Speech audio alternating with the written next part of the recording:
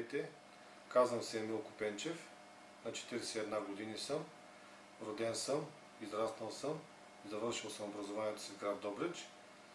В момента работя като адвокат, завършил съм висше образование, степен магистър.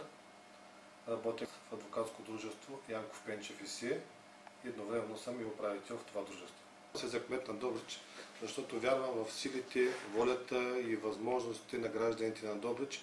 Получих подкрепа на моето семейство, което означава, че аз ще работя за нашия град, за нашите деца. От значение е хората, с които работиш, да бъдат специалисти в определена област.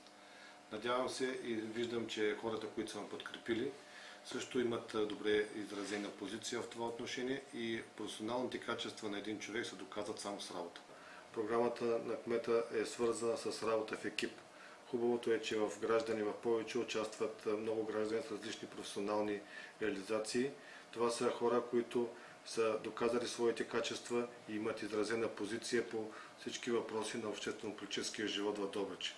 Сред нас са проектанти, архитекти, строители, художници, писатели, лекари, учители. Трудно е да изборя всички, които участват при нас, но всички са прегърнали само една идея, да може да направим Добрич един привлекателен център, един зелен град с добра инфраструктура, един град на мечтите.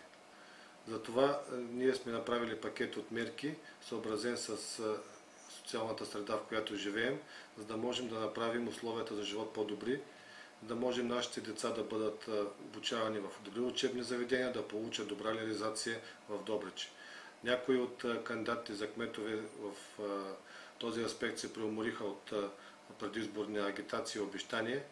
Тук мога да кажа само, че обещанията не са важни, а важно е какви реални дела ще бъдат извършени. Факт е, че ръста на безработицата е доста голям. Не са оценени, не са окачествени всички приоритети при създаването на тази концепция. Видно е от общинския план за развитие, все по-малко се засяга ръста на безработицата и неговото присъствие в социално-политическия живот.